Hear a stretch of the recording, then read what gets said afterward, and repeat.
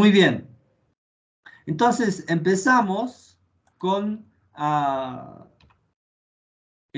época o el pensamiento dentro de lo que es el horizonte griego, cómo ha respondido en el desarrollo histórico sobre quién es la persona humana desde esta época tan fructífera, podríamos decir así, de grandes pensadores.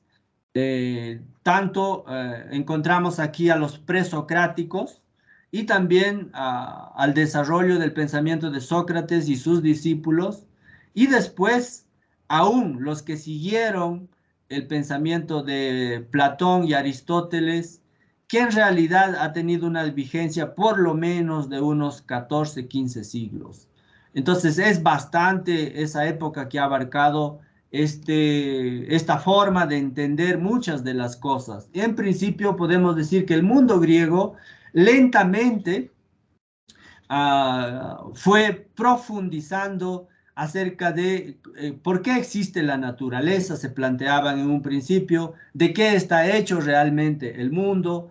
Entonces su problema principal de los griegos en un inicio fue responder al problema cosmológico, de qué está construido, cuáles son sus principios, y por eso es que se llama a estos filósofos que estuvieron antes de Sócrates, como que filósofos que se fueron preocupando por responder acerca del origen del mundo material, del mundo externo.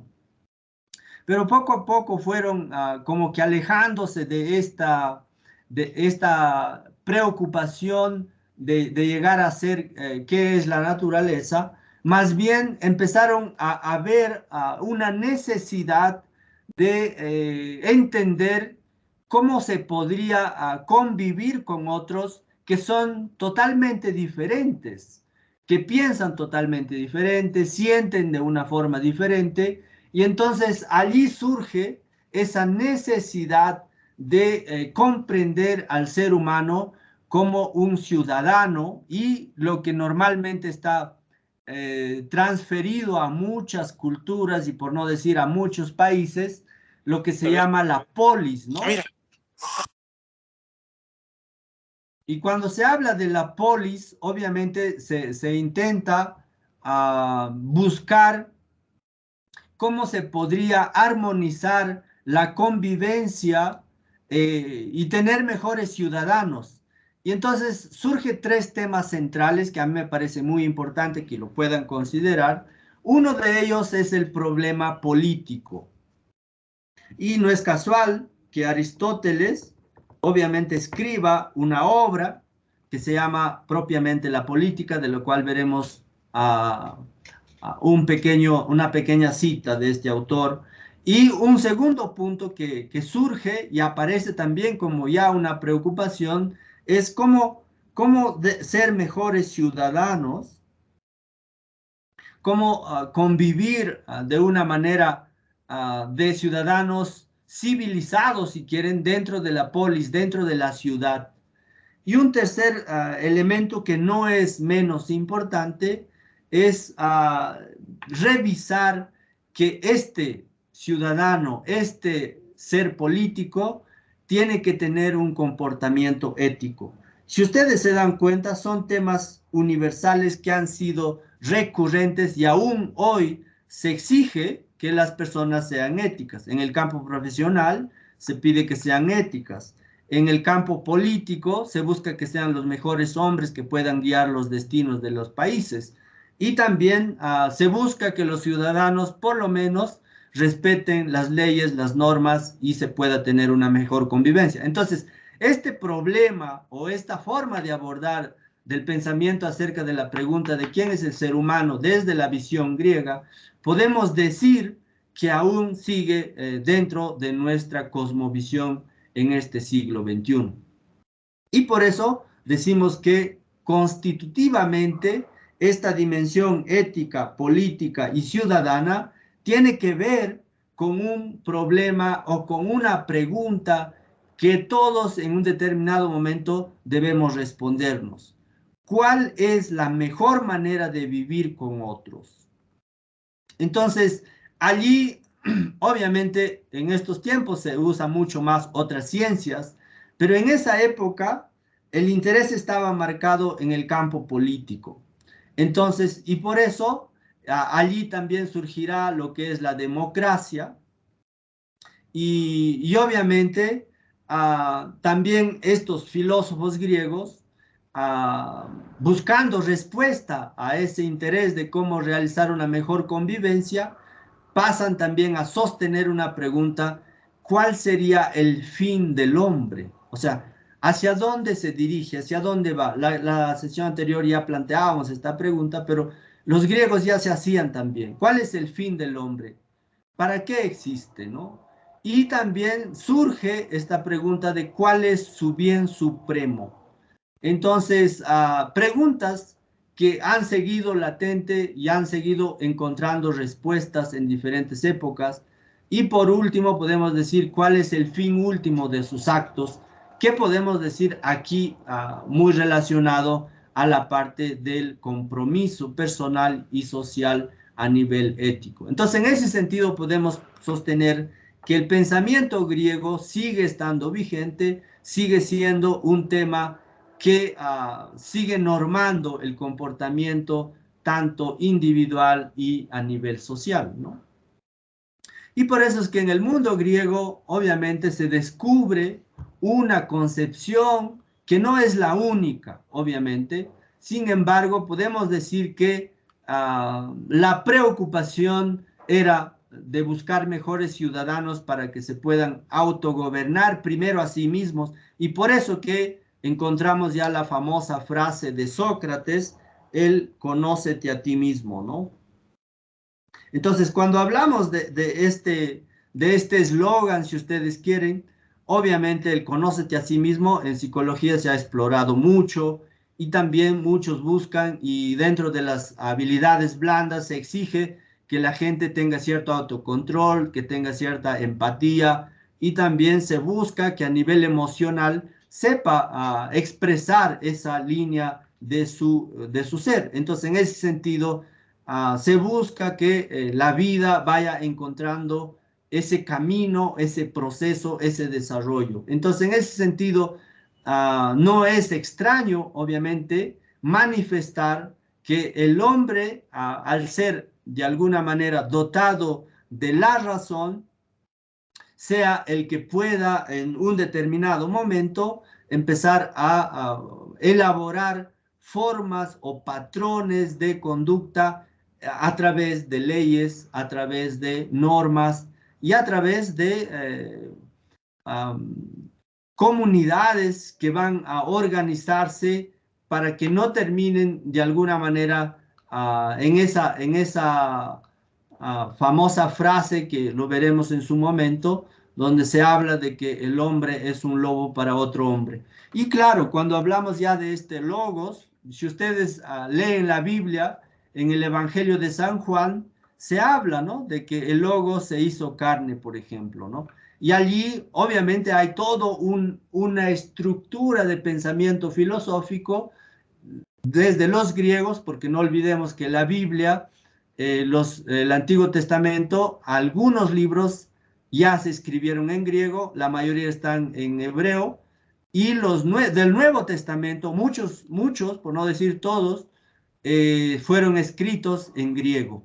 Y por eso es la importancia de este pensamiento para poder, de alguna manera, transferir a otras culturas esta forma de entender al ser humano. Y cuando hablamos de logos, estamos hablando, obviamente, de la racionalidad o también desde la visión cristiana, ese ser que se encarna y se hace uno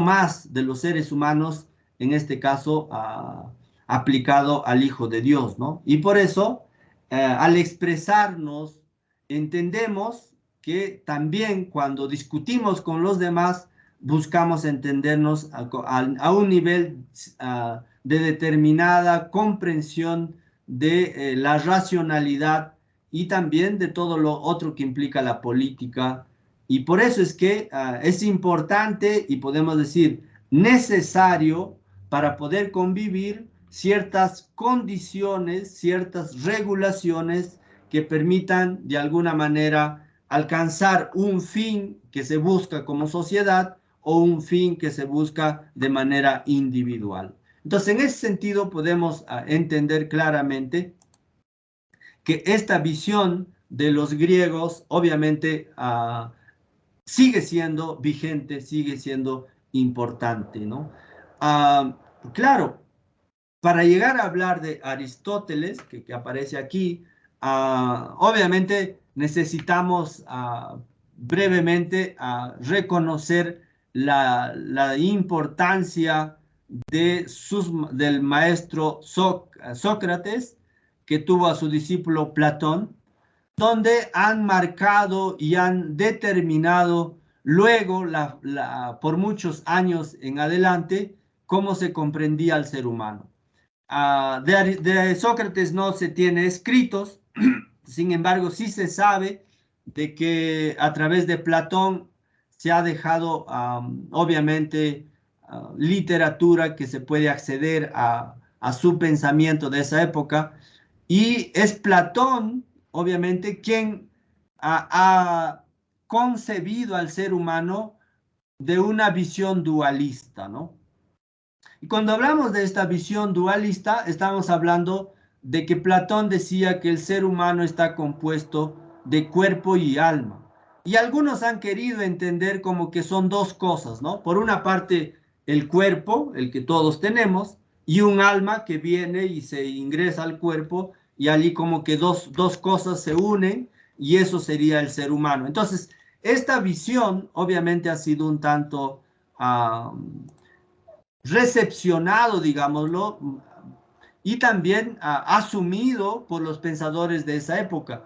Y muchos de los que escribieron y hubo las controversias allá sobre este problema de Jesús, cuando se habla si es realmente divino o solamente es humano, se discutió mucho esta temática de la visión dualista del ser humano de cuerpo y alma. Sin embargo, hay algo más que podemos también indicar aquí.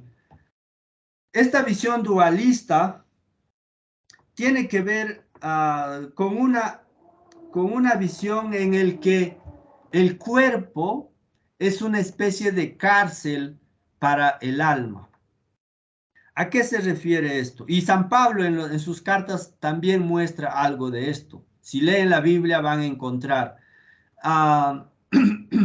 Significa que prácticamente el alma viene en una especie de liberarse del cuerpo, y por eso se necesita que el cuerpo entre en una especie de purificación, también de liberación de todas sus ataduras, y eso significa que tiene que someterse a ciertos ejercicios, a ciertas privaciones, a ciertos aislamientos, y también en algunos casos hasta infligirse maltrato físico para poder purificar ese cuerpo y el alma esté más liviana, si quieren, para poder volver de donde ha salido. Entonces, esa visión ha sido asumido en un determinado momento por el pensamiento cristiano católico, y por eso es que conocemos mucha gente que dice que el cuerpo es ocasión de pecado o la carne es débil, y toda esta visión platónica, digámoslo así con sus letras mayúsculas, que de alguna manera ha sido tomado por varios pensadores cristianos, entre ellos estamos hablando de los padres de la iglesia, San Basilio, estamos hablando de Gregorio de Nacianceno, estamos hablando de San Benito, y obviamente más adelante veremos uno de los grandes que desarrolló bastante este pensamiento, Agustín de Hipona, de quien ya habíamos leído la clase anterior un texto de su libro Las Confesiones. Entonces, en ese sentido podemos decir que esta visión de Platón no ha sido superada totalmente, aún sigue también vigente, pero aparece allí este gran personaje que es su discípulo Aristóteles, ¿no? Aristóteles, obviamente desde una visión del hombre en el horizonte griego, en su libro La Política menciona lo siguiente, ¿no? El Estado es un hecho natural, que el hombre es un ser naturalmente sociable y que el que vive fuera de la sociedad por organización y no por efecto del azar es ciertamente un ser degradado o un ser superior a la especie humana y a él pueden aplicarse aquellas palabras de Homero, de este gran escritor de la Ilíada y la Odisea, que decía, sin familia, sin leyes y sin hogar, es decir, un don nadie. Entonces, Aristóteles, ¿qué es lo que propone? Aristóteles, yo sé que aquí muchos estudian filosofía y letras, lo verán mucho más a detalle. A nosotros nos interesa aquí abordar aquello que habla sobre la concepción histórica del desarrollo de quién es la persona humana. Entonces, en ese sentido, para Aristóteles, el ser humano no es como planteaba Platón. En este sentido, Aristóteles no siguió a su maestro Platón. Aristóteles empieza a sostener y a decir que el ser humano está compuesto de materia y forma. Ahora, ¿eso en qué se diferencia del dualismo platónico? Pues mucho, casi en todo. ¿En qué sentido? Cuando se habla de que el ser humano está hecho de materia y forma, me voy a apoyar en un ejemplo que a lo mejor puede iluminar un poco, comprender la visión de Aristóteles. Por ejemplo, cuando decimos la mesa, ¿de qué materia está hecho? La respuesta natural es de madera, ¿no? Y si decimos la silla, ¿de qué está hecho? La respuesta también será madera. Y si decimos las ventanas, las puertas, ¿de qué materia está hecho? También podemos sostener que en muchos son de madera, hay otros de otros productos, obviamente. Entonces, podemos decir que la materia a todos estos artefactos que sirven para la vida del ser humano tienen como materia la madera. Y eso significa que han utilizado árboles, etcétera, etcétera. Sin embargo, la forma como se manifiestan y se utilizan son diferentes en un caso y otro. Ejemplo, la silla no es la mesa no es la ventana y la ventana no es la puerta. Entonces, con ese ejemplo podemos decir que Aristóteles estaba proponiendo una nueva forma de comprender al ser humano. Es decir, el hombre es una sustancia, de alguna manera, que en su origen tiene el mismo, que sería la madera, pero en su manifestación de su espíritu, de su creatividad, se manifiestan de diferentes formas. Y por eso es que hay arquitectos, hay docentes, hay profesores, hay pintores, artistas, etc. Entonces, el espíritu del ser humano, cómo se manifiesta al mundo, es diferente porque son diferentes las formas, pero la materia está hecho de una única forma. En este sentido, podríamos decir que el ser humano proviene de una creación divina. Ahora, avanzando con eso, y Aristóteles lo plantea muy bien en su obra la Política, donde menciona claramente que el hombre es un animal político, el hombre es un ser racional y el hombre es un ser sociable. Eso es muy importante, les invito a que tomen nota porque son de donde normalmente yo pregunto para sus exámenes y les voy avisando porque no vaya a ser que estén allí, como no les veo, entonces prefiero darles una pista. El hombre es un ser sociable, el hombre es un animal político y el hombre es un animal racional, desde una visión aristotélica. Eso significa que el hombre, que por naturaleza, obviamente, tal como muestra el poeta de un ser humano sin familia, sin leyes, sin hogar, podríamos decir que la guerra está asegurada y todo sería muy difícil convivir con otros, y por eso es importante que el hombre no se convierta en un animal irracional, aunque a veces se comporte así y se puede verificar eso. En cambio, si el hombre es infinitamente más sociable, incluso que algunos ejemplos de la naturaleza, ¿no? Como las hormigas, las abejas, y de alguna manera lo supera a estas sociedades de animales. Y por eso es evidente, como se ha dicho muchas veces, que la naturaleza tiene sus propias leyes y tiene su forma de autogestionarse, autogobernarse. En ese sentido, el ser humano supera totalmente a la naturaleza y a los animales, y por eso es que es importante que se pueda comprender al ser humano, que es capaz de emocionarse, de entristecerse, de alegrarse, de sentir dolor, y así podemos decir que en algunos casos ciertos animales también reaccionan con estos modelos, pero lo que sí no ha podido hacer los animales es organizarse y poner sus propias normas que les permita una mejor convivencia y comunicarse entre ellos de tal forma que, socializado una norma, una ley, se pueda llevar adelante esta convivencia civilizada. Esto no significa que el ser humano algún momento tenga que hacer el mal, o también en muchos casos el ser humano siempre busque el bien. En ese sentido, ya dando un paso más, el ser humano en el campo ético buscará superar la injusticia y imponer la justicia, y por eso es importante que en esa dimensión se ve altamente superado a todo el reino animal, que solo de alguna manera el ser humano, a través de esta forma de organizarse, a través de esta democracia, de esta sociedad dentro del mundo griego, va a permitir que se pueda llevar adelante una mejor convivencia. Llegado a este punto, no quiero avanzar de manera tan rápida porque es muy importante esto. Me gustaría que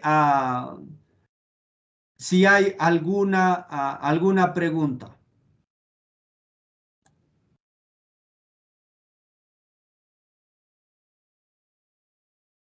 O algún comentario también es bienvenido, pero si no, vamos a continuar. ¿Alguien da alguna señal de que vamos bien hasta aquí? Todo bien, no hay preguntas. Muy bien. Entonces, avanzamos. Desde esta visión griega, luego en el mundo cristiano, se puede notar claramente en el que aparece uno de los grandes teólogos y también está conocido como el doctor de la gracia. ¿Alguien puede identificar quién es este personaje de la imagen? ¿Se nota la presentación o no se ve? ¿Cómo es?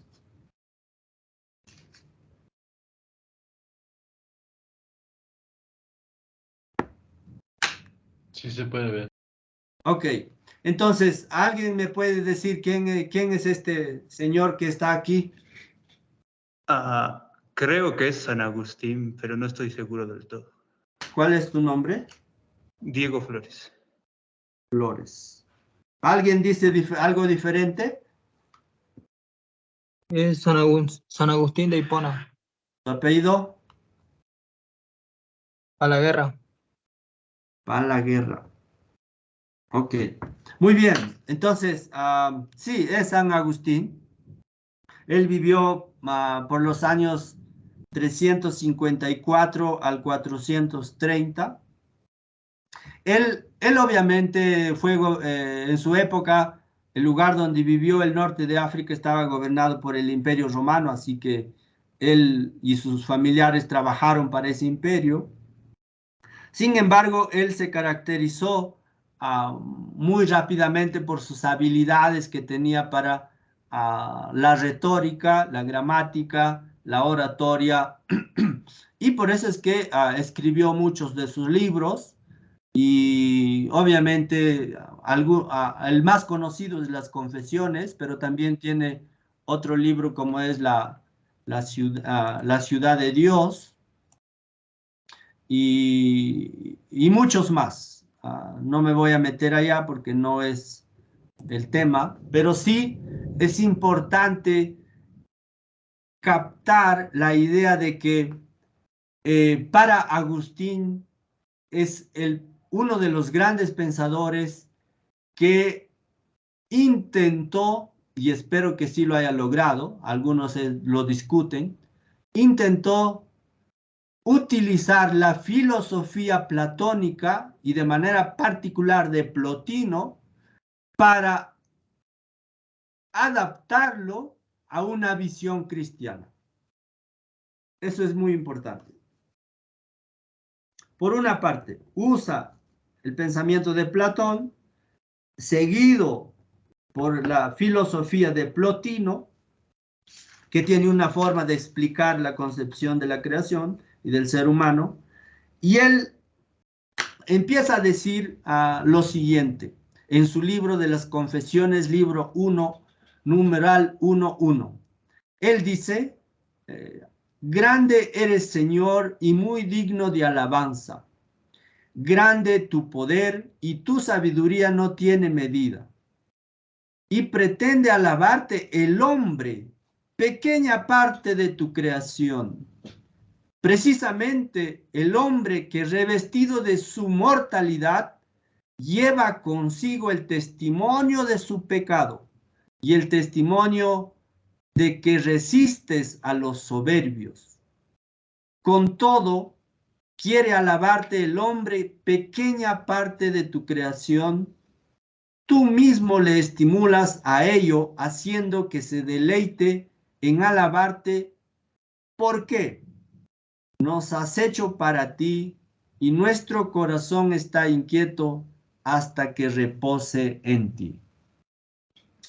Esto lo vamos a reflexionar un poco más, van a trabajar en equipos, pero esto es una forma de la concepción de uno de los pensadores cristianos que retoma el pensamiento de Platón. Podemos verlo acá, el pecado, la soberbia, también pequeña parte de la creación y que intenta de alguna manera alabar a Dios, pero que no lo logra de una manera que esperara. Y la última frase que es muy conocida y famosa, nos has hecho, Señor, para ti y nuestro corazón está inquieto hasta que repose en ti. Lo van a analizar mejor, pero obviamente allí está claramente una influencia muy marcada de Platón. Podemos decir también que para Agustín es uno de los personajes que desde su experiencia de vida va a intentar acercarse al Dios de la verdad, pero le va a costar por lo menos unos 16 años. Porque él, en un principio, su madre era muy católica, su padre era un pagano, pero él quiso encontrar por sí mismo la verdad y en un principio él dijo que la Biblia era un libro para niños, porque le parecía muy fácil y que todos no le llamaba tanto la atención. Y después, curiosamente, leyó el Hortensio, un libro filosófico que lo animaba a la búsqueda permanente de la sabiduría, a la búsqueda de la verdad. Y después de eso, obviamente, él se formó en varias ciencias, pero sobre todo la oratoria. Llegó a ser el orador principal del emperador. Y en un determinado momento, él siente culpa y pecado y dice, yo no puedo seguir mintiendo por hacer quedar bien al emperador con mis discursos. Prefiero renunciar a este oficio y quiero dedicarme y volver a la vida cristiana. Y él se convirtió a los 33 años, obviamente. Y después de esa época fue en adelante uno de los grandes promotores y defensores de la fe cristiana. Entonces, desde su experiencia, él dice que el ser humano es pecado, que el ser humano es débil, es frágil, que por sí mismo no puede nada si Dios no viniera con su gracia a ayudarle. Listo. Hasta allí nomás. Podemos decir algunas cosas más, pero no creo que en este momento competa. Y ahora este personaje que vemos, ¿quién es? Creo que es Santo Tomás. ¿Su apellido? Zambrano. Zambrana. ¿Alguien más quiere opinar? Santo Tomás de ¿Tu Aquino. apellido? Rodríguez Alejandro. Rodríguez. Muy bien. Santo Tomás. ¿Tu apellido? ¿Quién dijo lo último? Choque Carrasco Mira. Choque. Ok. Muy bien. Es Santo Tomás. Y aquí, por eso es que es tan importante tener la concepción de una visión histórica acerca de quién es el ser humano, ¿no? Santo Tomás vive el siglo XI, siglo XII, muchos años después de San Agustín, obviamente, unos 6 siglos después. Pero hay algo curioso, ¿no? Porque Santo Tomás conocía muy bien el pensamiento de Agustín, de su influencia platónica. Y Santo Tomás es uno de los que va a desarrollar y se va a acercar al pensamiento de Aristóteles, porque no es casual que hayamos hecho este abordaje, ¿no? Santo Tomás va a empezar a decir que Aristóteles también tiene algo que decirnos sobre la concepción del ser humano.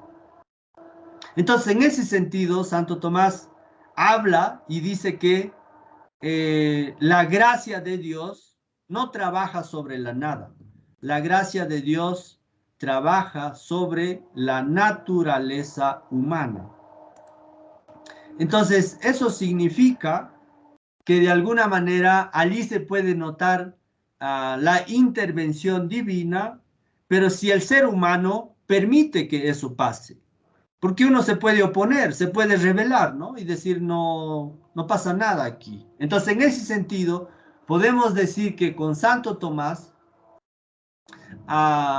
el pensamiento del ser humano, de alguna manera, entra dentro de los moldes o de la estructura o de la cosmovisión, si quieren, de Aristóteles, desde el punto de vista de materia y forma, como ya le expliqué. Pero hay algo más, ¿no? Santo Tomás dice que el ser humano necesita apoyarse en el pensamiento de Aristóteles porque había sido de alguna manera marginado y no tomado en cuenta 11 siglos, y él es el quien lo retoma, y todo su pensamiento lo desarrolla y lo aplica a todo lo que es la teología sacramental. Y si ustedes revisan de manera muy superficial y rápida, si quieren, los sacramentos del bautismo, del matrimonio, de la confirmación, normalmente lo dividen en materia y forma.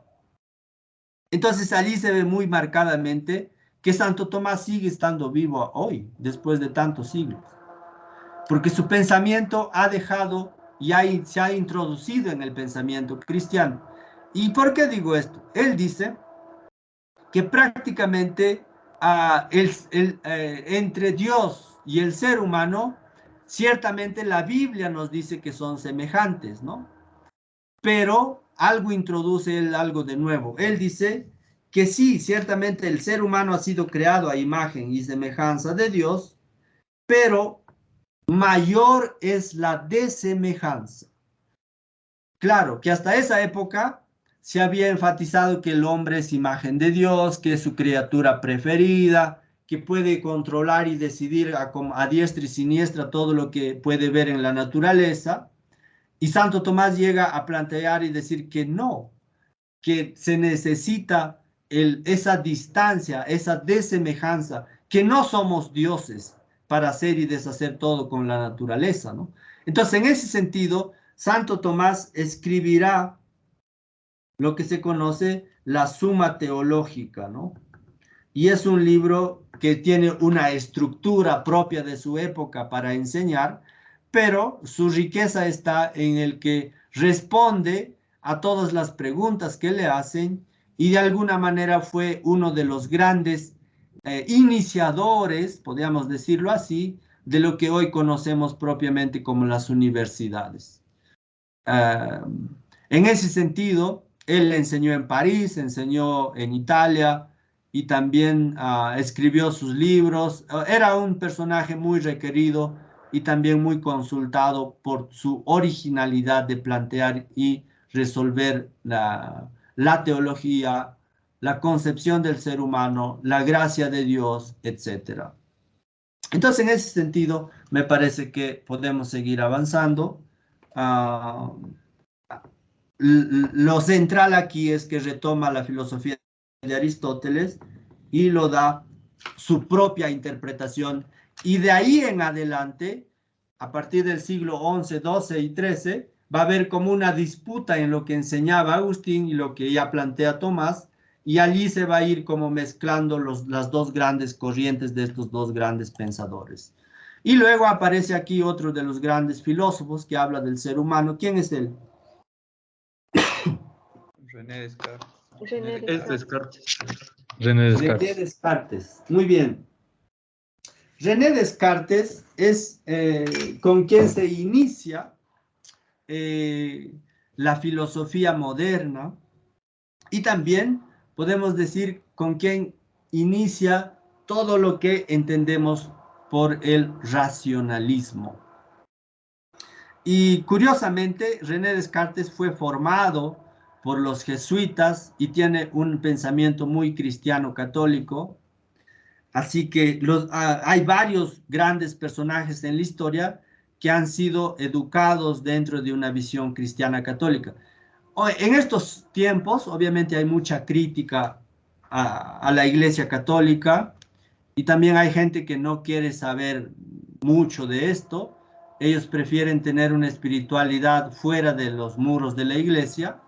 Sin embargo, si revisamos la historia, Tomás ha sido un monje dominico, Agustín era un monje de su época igual dedicado a la enseñanza del mensaje católico cristiano, y podemos citar otros más que han contribuido, ¿no? Pero, ¿qué decía Descartes? Descartes va a introducir de alguna manera la ciencia de la matemática, la álgebra y la trigonometría, diciendo que el ser humano es una red extensa. ¿A qué se refería con esto? Él menciona de que el ser humano tiene ciertas ideas innatas y que la idea de Dios ya venimos con eso al mundo, así que no es una preocupación. Lo que a él le va a preocupar y va a intentar es fundamentar los pilares de lo que después se va a conocer como la ciencia moderna para estudiar y analizar las diferentes enfoques que van a permitir centrarse en una visión antropológica del ser humano. Es decir, si en la Edad Media toda la preocupación era teocéntrica, todo se justificaba a la luz de una teología o de un Dios que existe y te juzga, de Descartes en adelante, el quien se va a convertir en la medida de todas las cosas, obviamente va a ser el hombre a través de las diferentes ciencias, de la física, la química y las otras demás que se va a ir desarrollando. Pero curiosamente, Descartes es uno de los pensadores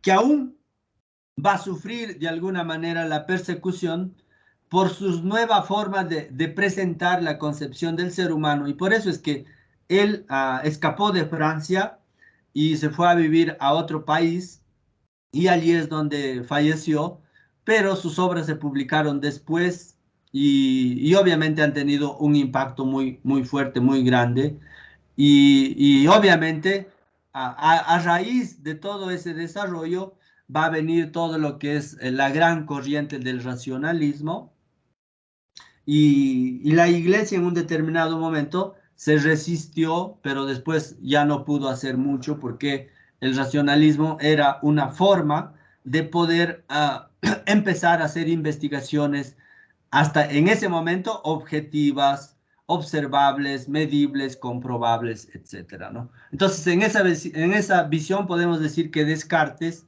de alguna manera, al introducir los fundamentos de las ciencias que iban empezando, cambió totalmente la concepción del ser humano, que hasta esa época se decía que todo dependía de Dios. Él dice, no, no es así.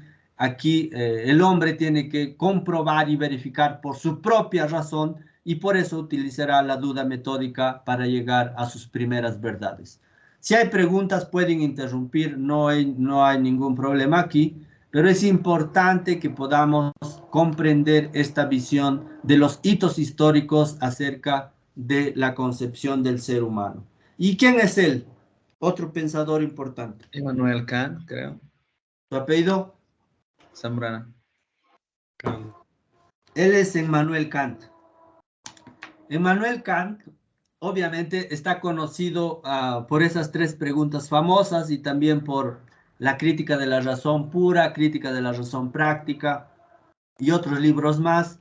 Actualmente su cuerpo descansa en Rusia, muy cerca de Polonia, y obviamente Immanuel Kant es un pensador alemán que de alguna manera había planteado y sostenido que la naturaleza del hombre se entiende tan solo el principio subjetivo del uso de su libertad, en general, ¿no? Bajo ciertas leyes y normas, principio que antecede a toda la acción que cae bajo los sentidos y que puede residir donde sea. Por eso el principio subjetivo debe ser siempre un acto libre, un acto de la libertad. Y esto ya obviamente en oposición a toda esa corriente del empirismo o lo que normalmente está conocido como David Hume, Augusto Comte, las ciencias objetivas.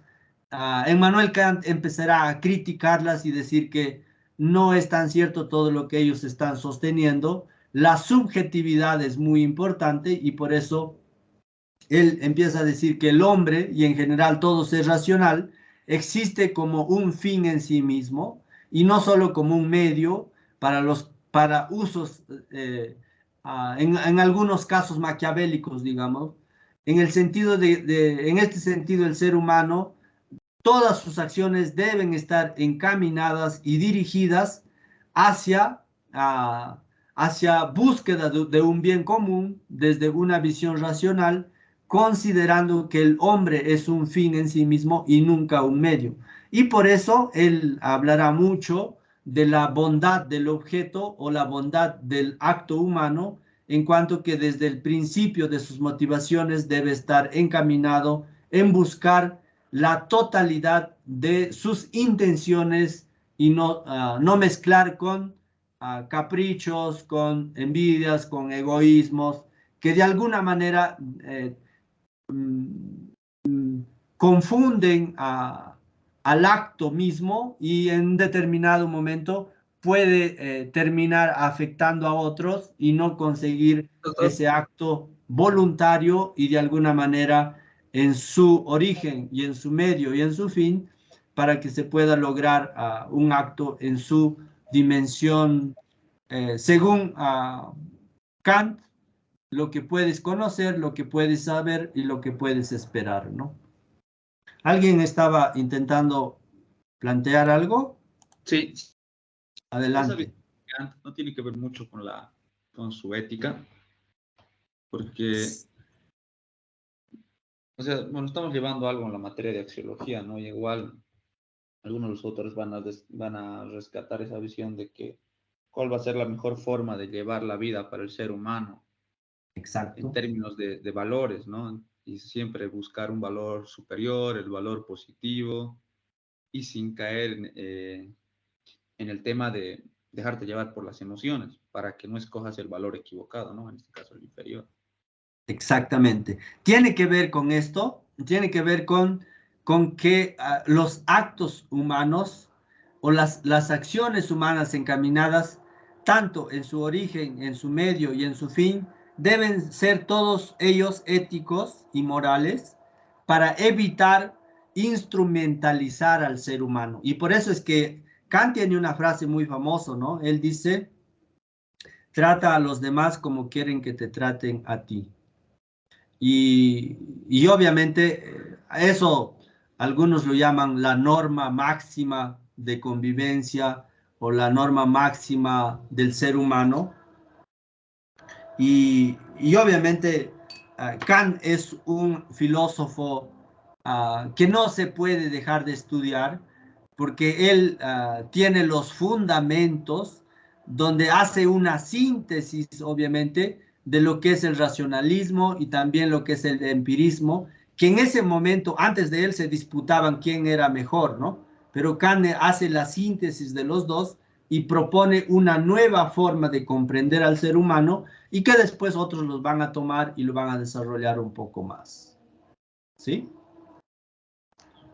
Entonces, en ese sentido, es importante revisar esta visión que tiene Kant. Y sus tres preguntas siguen siendo vigentes, siguen siendo actuales en cuanto que te dicen qué puedo conocer, qué puedo saber, qué puedo esperar y qué puedo hacer. Entonces, en ese sentido, tiene que ver con la antropología cristiana. Desconozco mucho que si Kant fue formado por una visión cristiana, pero lo que sí sé es que era un tipo muy disciplinado y siempre preparaba sus clases, siempre escribía y siempre era alguien muy dedicado a esta investigación y por eso es que hay seminarios, talleres. Kant es una mina de oro inabarcable, ¿no?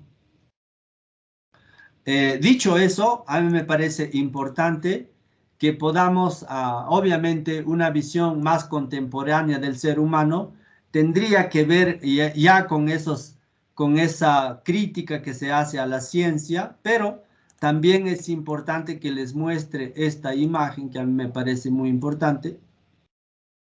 Y quisiera que tomen nota, ¿no? Porque de esto se va a tratar los otros minutos que tenemos para que respondan a 4 preguntas y también les voy a facilitar el texto, que en realidad ya está en el Neo, pero les pido que observen esta imagen. Este es el hombre de Vitruvio y alrededor de él hay varias frases de diferentes autores, de diferentes épocas, pero que de alguna manera reflejan la forma como se comprende al ser humano, ¿no? Empecemos por la parte superior, donde se puede notar claramente que en la Biblia encontramos que Dios creó al ser humano a su imagen y semejanza, ¿no? Lo que hemos ido hablando. Y luego tenemos que, según Protágoras, uno de los filósofos de los primeros siglos, él dice que el hombre es la medida de todas las cosas. Objeto de análisis, objeto de reflexión. Luego tenemos a Tomás Hobbes, uno ya de la época del siglo XVII, XVIII más que todo. Él habla de que el hombre es el lobo del hombre, es decir, al ser un lobo puedes terminar comiendo a otro lobo y el hombre puede terminar destruyendo o haciendo desaparecer a otro hombre. Entonces allí ya se ve un poco la maldad, si quieres, del ser humano, la irracionalidad, ¿no? Luego tenemos a Aristóteles, que ya hemos hablado en realidad, habla del hombre como un ser político, un ser sociable. Martin Heidegger, que es uno de los filósofos alemanes también muy importantes de la corriente existencialista, él habla de que el hombre es un ser para la muerte, propiamente de la época existencialista. Podrán revisar allá cuando surge también, por qué hablan de que el hombre es un ser para la muerte. No olvidemos que este pensador, por ejemplo, ya vive la Primera y Segunda Guerra Mundial, entonces de alguna manera su pensamiento es un tanto triste y fatalista, pero está reconocido como uno de los grandes que aún sigue siendo también objeto de análisis su pensamiento. Luego está Jacob Rousseau, donde dice que el hombre nace bueno y la naturaleza lo vuelve malo o lo vuelve corrupto, objeto de análisis, por eso van a trabajar. Luego tenemos a Federico Nietzsche, otro alemán. Él dice que el hombre es una cuerda entre el animal y el superhombre. Aquí entendemos por superhombre como que Nietzsche promueve un nuevo hombre con ciertos valores superiores, que critica fuertemente al cristianismo, y él dice que los valores del ser humano han sido aplicados a Dios y lo que tenemos que hacer es recuperar esos valores para que el hombre sea feliz en esta vida. Y por eso él promueve y defiende el surgimiento del superhombre. Y luego tenemos a Pascal, que es muy cerca a Descartes. Él dice que el hombre es una caña pensante, y hablando de caña, obviamente frágil, ¿no? Y por último, a Unamuno, el hombre es un animal enfermo. Entonces, visto todo esto hasta aquí, estamos con las 17 con 5 minutos. Vamos a tener 25 minutos para trabajar en equipos 4 preguntas, ¿no?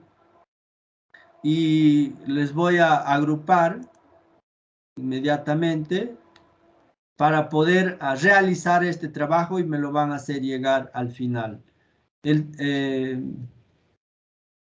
A ver, les voy a facilitar igual las preguntas. ¿Cuántos estamos en la sala? 11 personas. 2, 4, 6, 8, 10, 12. Entonces, 4, 8, 12. Serían 3, 6, 9, 2. Grupos de 3.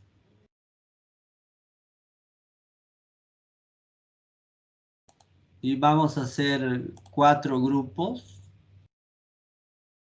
Y a ver, las preguntas lo voy a subir al grupo de WhatsApp, ¿sí? Entonces ahí lo descargan y van a usar el texto que ya está en el Neo, pero también lo voy a poner al grupo de WhatsApp si le va a servir.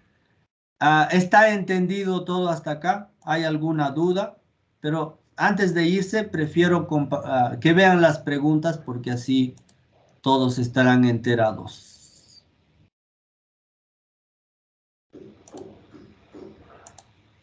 Muy bien. ¿Pueden ver las preguntas? Sí, se puede ver. Ok, entonces, reunidos en equipos de 3 personas, está el texto, uno es el de San Agustín, donde van a tratar de ver cuál es su concepción del ser humano que tienen según esos 2 textos, y responder quién es el ser humano allá. 2, analizar y responder a esta pregunta: ¿en qué medida la visión del mundo moderno de Descartes, de Kant, ayuda a responder a la interrogante sobre quién es el ser humano? Y también vamos a responder con cuál de estas concepciones que hemos visto de los griegos, de Agustín, de Tomás, ¿cuál de estas crees, según tu concepción y documentos, con el que te puedes identificar más, y por qué pasa eso? Y finalmente, ¿en qué medida alguna de ellas están relacionados con el contexto histórico en la que fueron formuladas? Eso ya, esta cuarta pregunta tiene que ver con la imagen que les mostré. ¿Listo? Ustedes pueden elegir tal vez Martin Heidegger, el hombre es un ser para la muerte, o pueden elegir tal vez Rousseau, el hombre nace bueno, la sociedad lo corrompe. Vean con cuál de esa se identifican, pero por lo menos 2 o 3 autores deben seleccionar allá. ¿Está claro? Creo que con eso ya podemos empezar. Son 17 y 9. Tenemos hasta las 17:30. ¿Listo? Voy a crear las salas y voy a compartir en el grupo de WhatsApp el texto y también las preguntas. ¿Listo? Allá va.